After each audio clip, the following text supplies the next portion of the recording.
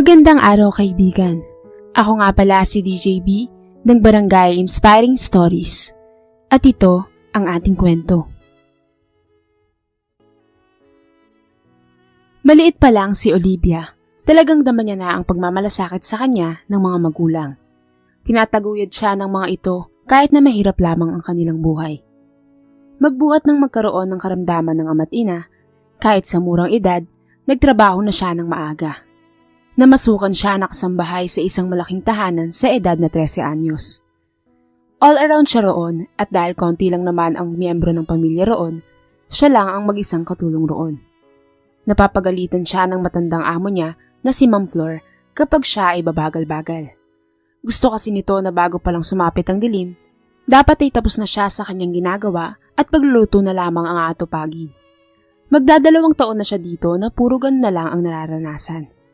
Kaya niya namang gawin iyon, pero minsan, sa labis na pagod ay medyo sumusuko na ang kanyang katawan. Pero tinitiis niya na lamang ito kaysa naman sa mawalan ng pagkakakitaan. Isang araw nga, nang masunog niya ang duster ni Ma'am Flor, ay talaga namang sinabunan siya nito. Tatanga-tanga ka talaga? Wala ka bang mga mata? Bakit mo sinunog yung bata ka, ha? Galit nitong sambit sa kanya.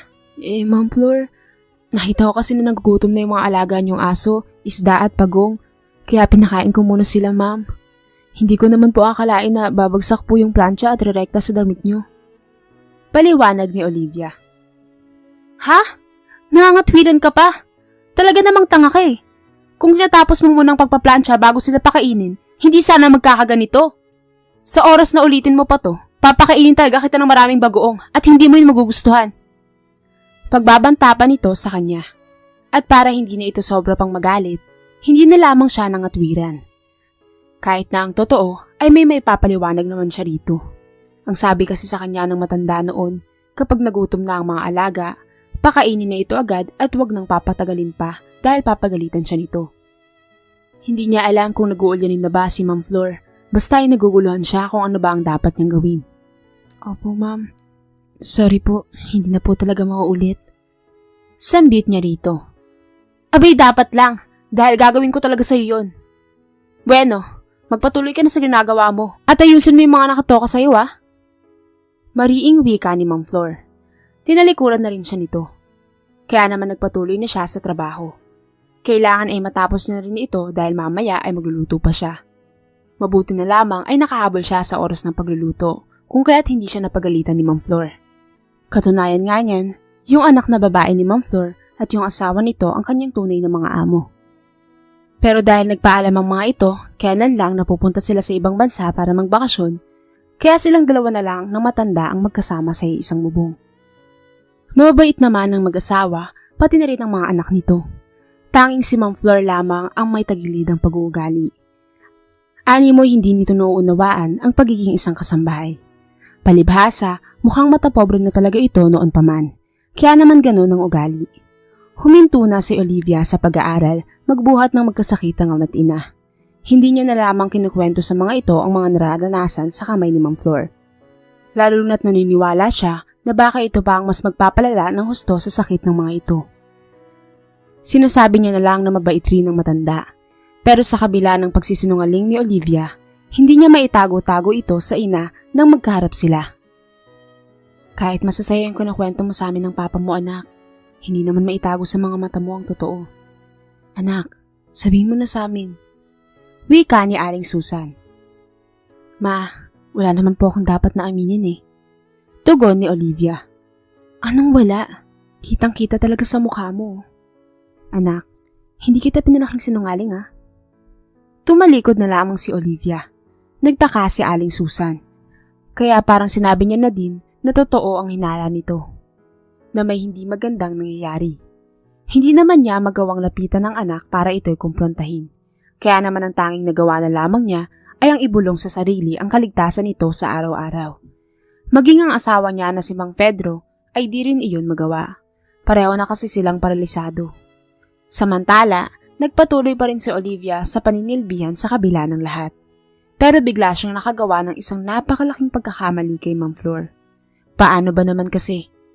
Nang nagwa-water change siya, ay di niya sinasadya na biglang tumalon ng isang isda. Lumusot ito sa butas ng kanal. Napasapo na lamang sa noo si Olivia dahil may kamahalan iyon. At iyon pa naman ang pinakapaboritong alaga ni Ma'am Flor. Dahil dito, nang matapos na siyang makapagpalit ng tubig, hinanap sa kanya ng matanda ang isda na iyon. Hindi ba't kapapalit mo pa lang ng tubig sa aquarium? Abay, nasa na si Potpot? Wika ni Ma'am Flor. Ang tinutukoy niya ay ang isda na nawawala. Saglit na hindi nakasagot si Olivia. Nanginginig siya at kinakabahan. Ma'am? Oh, may pamamam ka pa dyan. Nasaan na nga si Potpot? Kasi po ma'am, yung isda nyo ay biglang lumundag kaya po na-shoot sa kanal. Tuloy-tuloy na po siyang inagos ng tubig. Nang matapos niyang makapagpaliwanag, makikita ang pinandidilatan siya nito ng mata. Nanginginig ang bibig at tila umuusok ang mga tenga. Galit na galit talaga ito sa kanya. Ano? Hindi! Hindi yun pa pwede! Mas mahal pa yun sa buhay mo, no? Dahil dyan, paparusahan kitang bata ka. Wika nito at hinila siya nito patungong kusina sa pamamagitan ng pagpingot sa kanya. Sobra siyang nasasaktan at halos mapulik na ang kanyang tenga. Hindi niya maiwasan ng umiyak at ng magmakaawa dito. Ilang sandali pa, pinaupo siya nito sa silya. Binigyan siya nito ng kanin na mukhang hindi niya mauubos at ang ulam ay isang katerbang bagoong. Ubusin mo ang bata ka! Sa oras na hindi mo yan maubos, dadagdagan ko pa yan. Mariing utos sa kanya ng matanda. Habang kinakain ni Olivia ang ibinigay ng matanda, dito siya napapaisip na malakas pa pala ang pangangatawan ni Ma'am Flor. Nakuha pa nga siya nitong hilahin patungo sa kinaroroonan niya para kumain. Pero napapailing na lamang ang dalagita. Kahit ayaw niya yung kinakain niya, ay minarapat niya na lang itong ubusin para hindi na ito dagdagan pa. Nanunuot pa nga sa kanyang dila hanggang sa lalamunan ang alat ng bagoong. Parang gusto niya itong isuka matapos niyang lulunin. Pero nang makita niya na binabantayan siya ng matanda, nagpapabalik-balik ito habang may hawak na pamalo kaya pinipilit niya na lang nalunukin. Nang makita siya ng matanda na patuloy lang sa pagkain ay napangisi ito. Dapat lang naubusin mo yan. Mabuti nga yan lang yung parusa ko sa'yo eh. Dahil alam mo ba, na yan talaga yung parusa ko sa mga naunang kasambahay. Pinapakain ko ng maraming kanin at bagoong. Dinadagdagan ko kapag hindi nila nauubos. Naku, mandidiri ka kung saan nanggaling yung bagoong na yan. Rejected product kasi yan. Ang sabi ng may-ari, nadapuan na raw yan ng mga ipis, palaka at daga. Pero ang sabi ko ay bibilhin ko na lang dahil may gagawin ako. Kaya yun, ibinote pa ng may-ari yung patapon ng bagoong na yan. Wika ng matanda. Nang marinig iyon ni Olivia, tumutulo ang luha niya habang inuubos yun. Oo at nandidiri siya, pero kailangan niya talagang ubusin yun. Nangangako na lamang siya sa sarili na hindi na lang gagawa uli ng kamalian para maiwasan na ang gantong klase ng pagpaparusa. Nakahinga na lamang siya ng maluwag nang maubos niya yun.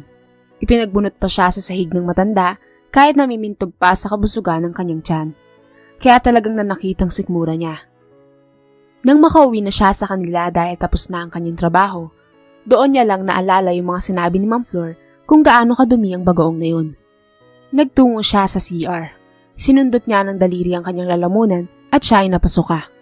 Nangangamba rin kasi siya na baka kontaminado na ng sakit ang bagoong na yun. Lalo pat nabanggit ng matanda ang tungkol sa marurumong insekto at hayop. Uso na rin kasi ang leptospirosis. Ang ganoong sakit ay hindi lamang nakukuha sa tubig baha, kundi pati na rin sa pagkain na posibleng naiihian ng daga. Kaya naman sa loob ng isang linggo, binantayan niya ang sarili. Kung mararamdaman ba niya ang sintomas ng pagkakaroon ng leptospirosis, at sa kabutihang palad naman, lumipas na ang linggo. Wala naman siyang naramdamang kakaiba sa katawan. Kahit lagnat ay wala. Siguro ay marumi lamang ang bagoong na yon, pero wala namang dalang sakit. Kaya nag-iingat na lamang siya na hindi makagawa ng mali kay Ma'am Flor, para maiwasan na niya ang mga ganoong senaryo. Samantala, noong araw na yon ay bumalik na ang totoong mga amo ni Olivia. Dahil dito, hindi na siya nagagawa ng di maganda ng matanda. Kaya lihim na lamang siya na natatawa. Ayaw niya namang sabihin na nagpapanggap lamang ito. Sino ba naman siya upang sabihin iyon at baka hindi pa maniwala ang mga ito. Natanong pa nga siya ni Ma'am Sachi kung bakit nawawala ang isda na paborito ng kanyang ina. Kaya naman syempre, sinabi na lamang ni Olivia ang totoo. Ako po yung may kasalanan, ma'am. Habang nagpapalit po ako ng tubig sa aquarium, bigla pong lumundag ang isda at nashoot sa butas ng kanal. Napangiti na lamang si Ma'am Sachi dahil sa kanyang reaksyon. Oh, Bakit ka nanginginig sa takot dyan? Hindi naman ako magagalit, Olivia. Kasalanan naman yun ng isda eh. Pero sayang rin yun ah. Alam mo, mahilig sa arwana si Mama. Kasi nirigalo pa yun ni Papa 9 years ago bago siya mawala. Abay buti hindi nagalit sa'yo si Mama, Olivia. Pinagalitan ka ba niya? Nakita niya na tumingin sa kanya ng masama si Ma'am Flor na nakapwesto sa sulok. Mabilis naman siyang napailing sa katanungan ng babae. Hindi po, Ma'am. Bait naman po si Ma'am Flor eh. Naiintindihan niya po yun. Kasing bait niya po si Ma'am Flor. Natawa na lamang sa kanya si Ma'am Sachinya. Maya-maya pa, niyaya pa siya nito na kumain ng masasarap na pagkain na pasalubong sa kanya. Kaya naman dito siya napaisip na talagang malayo ang agwat ng kabaitan nito kumpara kay Ma'am Flor. Pagkatapos ng trabaho niya sa araw na yon, sinahuran pa siya ni Ma'am Sachi. Dapat nga ay sa katapusan pa yon, pero in advance na nito. Tamang-tama naman dahil mabibilhan niya na ulit ng panibagong mga gamot ang amatina. Bago pa siya makalabas sa gate, bigla siyang hinarang ni Ma'am Flor habang nagsasabing, "Tama yung ginawa mo, Iha. Nang sa gayon ay di na kita papakainin ng bagoong sa susunod." Humahagik-hik na pahayag nito habang marahang hinahaplos-haplos ang kanyang mukha. Nagpaalam naman siya ng maayos dito. "Sige po, Ma'am Flor. Uwi na po ako sa amin. Sige na, mag-iingat kang hayop ka." Kaya ang ginawa na lamang ni Olivia ay wag na lamang intindihin ang sinabi ng matanda. Hindi naman kasi siya balat sibuyas. Nagpunta na rin ng grocery si Olivia para bumili ng pangangailangan ng kanyang pamilya, gaya ng grocery item at mga diaper nito. Hindi niya kasi masyadong naaasikaso ang mga magulang kapag siya ay mayroong pasok. Kaya doon na lamang ang mga ito sa diaper inilalabas ang mga dapat ilabas. Parehas kasing na-stroke ang mga ito.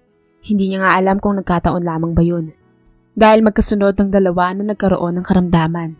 Kaya nga kahit gustong-gusto niyang magpatuloy sa pag-aaral ay hindi niya magawa. Paano siya makakapagpatuloy? Wala na nga silang makain. At kinakailangan talaga na kumayod siya upang may pambili ng gamot ng ama't ina. Isang araw, wala na ulit ang tunay niyang mga amo sa malaking bahay. Kaya naman nagre-reyna-reynahan na muli si Ma'am Flor at inutusan ng pagkarami-raming trabaho si Olivia. Tila hinihintay talaga nitong siya ay magkamali kapag napagod na siya. At hindi nga nagkamali ang matanda sapagkat nakagawa na naman ang mali si Olivia. Nangyari iyon nang may iutos sa kanya na bilhin sa palengke. Paano ba naman? Nagpapabili ito ng pugita. Kaya naman iyon ang binili niya. Pero ang sabi nito pagbalik niya ay pusit ang pinapabili. Hindi niya nga alam kung nag-uulyanin lamang ba ito o sinasadya na lamang ang pangyayari na yun. Matagal-tagal na kasi siyang hindi nagkakamali. Kaya ito, nananadya na lamang para lamang muli siyang pakainin ng bagoong. Gaya nga ng dati, pinakain siya nito kahit na hindi niya ito gusto. Halos gusto niyang isuka ang mga pinaglalaman niya ng sikmura. Pero dahil nakabantay sa kanyang matanda, pinipilit niya na lamang itong lunukin. Sa bawat lunok niya ay nangingilabot siya sa panidiri. Naisip niya kasi ang sinabi nito tungkol sa ipis, daga at palaka. Ang lahat kasi ng nabanggit niyang iyon ay kinakatakutan niya. Sino ba naman ang hindi manidiri roon? Nang matapos niyang kumain ay natawa sa kanya ang matanda. Mabuti naman at naubos mo yung pagkain na galing sa maruming mga hayop na dumapo. Napaiyak na lamang si Olivia. Labis siyang naaawa sa sarili. Paano ba naman? Dahil sa kagustuhan pa rin niyang magtrabaho ay nananatili pa rin siya dito. Kahit na hindi na maganda ang trato sa kanya ng matanda. Alam niya naman kasi na wala nang tatanggap sa kanya na iba pa. Lalo't bata pa lang siya.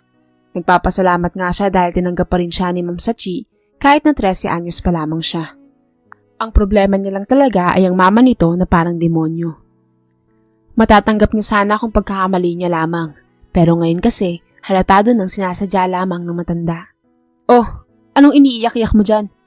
Bawal ang kadramahan ha? Ano nang gagawin mo ngayon pagkatapos mong kumain?" Pinunasan na ni Olivia ang mga luha. "Magbubunot po ng bao sa sahig mula sa first floor hanggang sa third floor." "Magaling. Tinatandaan mo talaga. Kaya ano pag tinutunga-tunga mo dyan? Tumayo ka na dyan at magtrabaho na." "Opo, ma'am. Ito na po. Tatayo na." Napipilitan na tugon niya dahil batid niyang sasakit na naman ang kanyang tiyan. Nanggaling kasi siya sa pagkabusog, tapos magbubunot pa. "Sige na, magtrabaho ka na. Bago pa magbago ang isip ko, at baka pakainin kita ulit ng maruming bagoong." Agad na nga siyang nagtrabaho. Siyempre, inuna muna niya ang unang palapag. Pero nakakapagod rin iyon dahil binubuno ng 1 oras ang bawat floor bago matapos. Lalagyan pa niya ito ng floor wax. Natapos niya naman ang unang palapag pero pagdating sa second floor ay nakalahati lamang niya. Paano ba naman ay biglang sumakit ang tiyan niya at maya-maya pa'y bigla siyang nakadama ng pagkahilo at pagkuway na wala ng malay tao. Nagising na lamang siya na nasa isang kwarto na siya. Nakahiga sa malambot na kama at nakatunghay sa kanyang matanda. Ano pong nangyari, ma'am? Inosente niyang tanong rito. Nahimatay ka dahil sa pagod. Nandito ka sa kwarto ko. Kaya naman dito na naalala ni Olivia ang lahat. Napamulagat siya at napabalikwas ng bangon. Naku po, hindi ko pa po natatapos yung second floor. Ganun rin po yung third floor. Bigla na lamang natawa sa kanyang matanda. Tatapusin mo pa ba yun ng ganitong oras? 7:00 na ng gabi, no? 2 oras kang tulog. Sa susunod mo na lang tapusin yun. Off duty ka na at kinakailangan mo nang umuwi. Baka hinahanap ka na ng mga magulang mo at paniguradong nag-aalala na yun sa'yo. Mahinahon itong tugon sa kanya. Bigla namang napangiti si Olivia. Sa wakas ay tapos na ang kanyang trabaho. Makakapagpahinga na siya kahit na sa kaunting oras. Maraming salamat po, Ma'am Flor, at pasensya na nga po pala kung mali po ang nabili ko kanina. Wala na yon, kalimutan mo na yon dahil naparusahan naman kita eh. Ano, nabusog ka ba sa bagoong at kanin kanina? Labis na nagtataka si Olivia ng sandaling iyon. Tila yata nagbago ang ihip ng hangin at bumabait na sa kanya ang matanda. Sa loob-loob niya, baka naaawa lamang ito sa nangyari sa kanya kanina. Opo, ma'am. Nabusog po talaga ako sa pagkain na ibinigay niyo kanina. Sa totoo lang po, kumakain naman po talaga ako ng bagoong eh. Tugon niya sa matanda. Totoo na kumakain nga siya ng bagoong sapagkat nanggaling lamang siya sa mahirap na pamilya. Pero ang kumain ng bagoong na marami at marumi pa ang pagkakagawa ay hindi. Bueno, isang araw ay malalaman mo rin kung bakit ko yung ginagawa sa'yo. Salamat at inuunawa mo pa rin, iha. Iba ka talaga sa lahat ng naging kasambahay namin. O siya, umuwi ka na. Dumiretso ka na sa personal driver ko na si Wilmer. Magpahatid ka ron dahil gabi na. Nasa garahe lang naman siya eh. Sambit nito. Maraming salamat po, ma'am. Sige po, alis na po ako. Naiwan ko na po kayo dito. Pamamaalam niya. Napatango na lamang sa kanya ang matanda kaya naglakad na siya palabas ng tahanan. Dumiretso siya kay Mang Wilmer. Agad naman siyang sumakay ng kotse at maya-maya ay pinaandar na ito. Sa kalagitnaan ng kanilang biyahe, may tumawag sa cellphone ni Mang Wilmer. Nang mabanggit nito ang pangalan ni Ma'am Flor, saka lang niya nalaman na ito pala ang tumatawag. Mga 5 minuto lamang ang tawag bago ibaba ng lalaki ang cellphone. Ang sabi ni Ma'am Flor, 1 linggo ka raw ang bakasyon mo, kaya matagal-tagal kang walang pasok. Sambit ni Mang Wilmer. Bakit naman po, kuya? Tanong niya rito. Abay, ewan ko. Siguro ay naawa lang siya sa'yo, ineng. Halos all around ka rin dun eh. Kaya gusto ka rin niya na makapagpahinga muna. Biglang sumagi sa isip ni Olivia ang tungkol sa ginagawa sa kanya ni Ma'am Flor. Kaya kahit wala sa timing, natanong niya sa lalaki kung talaga bang salbahe si Ma'am Flor. Bagya namang nagulat si Mang Wilmer sa kanyang naging tanong. Abay, bakit mo naman natanong yan? Baka naman sinusubukan lang niya yung katatagan at katapangan mo, ineng. Kagaya ko. Kala ko nga salbahe siya nun eh. Pero nang masubukan niya ang katapatan ko, abay, alam mo ba? Nagkinantimpalaan pa niya ako ng house and lot. Kaya nga mas naging tapat ako sa kanya. At tingnan mo ngayon, tumagal ako ng 15 years sa kanya. Ganyan lang talaga yun, pero mabait yun. Hindi siya matapobre na gaya ng iba. Ganun po ba, kuya? Pero sa akin po ay parang may mali. Pinapakain ba naman niya ako ng maruming bagoong at kanin kapag nakagawa ako ng konting kamalian? Yung bagoong raw na kasi yun ay dinapuan na ng ipis, palaka at daga sa pagawaan. Rejected na raw yun pero binili pa rin ni Ma'am Flor. Tapos pinagbunot pa niya ako kahit nabusog pa ako. Nagulat si Olivia nang tumawa ang lalaki. Natawa ito sa kanyang pagsusumbong. Napaniwala ka naman ni Ma'am Flor, ineng. Tinatakot ka lang nun. At gaya nga ng sabi ko, sinusubukan lang niya ang katapatan at katatagan mo. Ako nang nagsasabing malinis na bagoong yun. Clean product yun at mapapatunayan mo yan sa mga susunod na araw. Basta, antabayanan mo na lang ang sarili mo kung magkakasakit ka ba o hindi. Naihatid naman siya ng matiwasay ni Mang Wilmer sa kanila.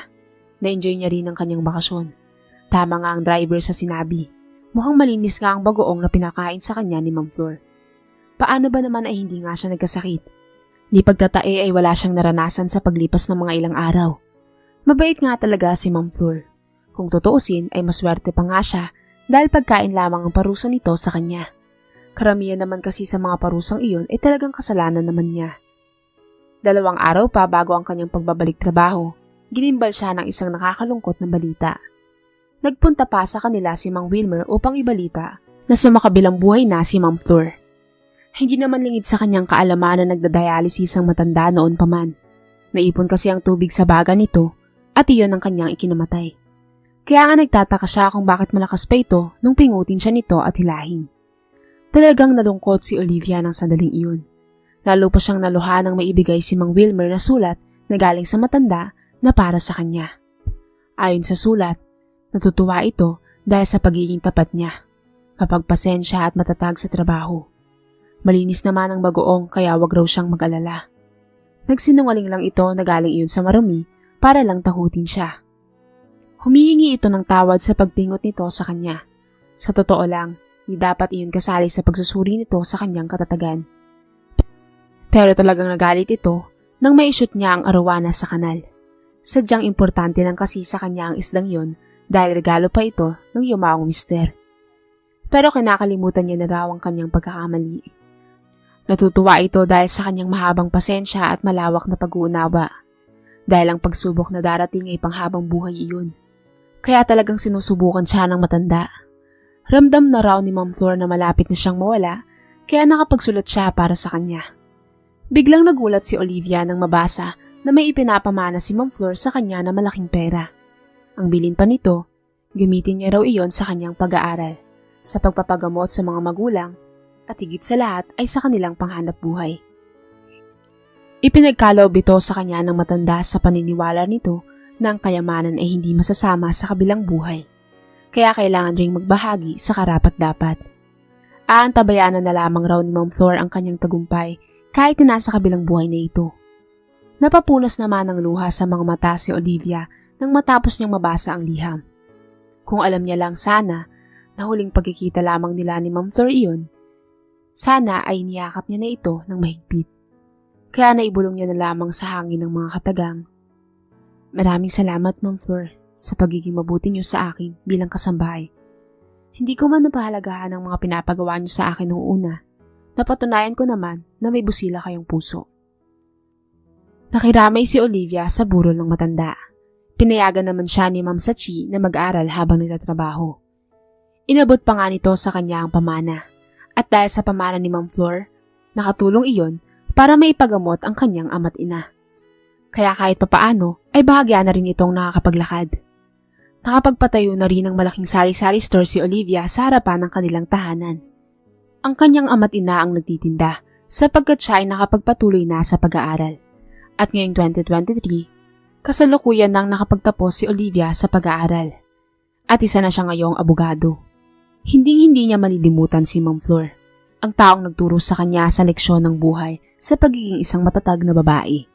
At ang nag-iisang tao na tumulong sa kanya para makaahon sa kahirapan.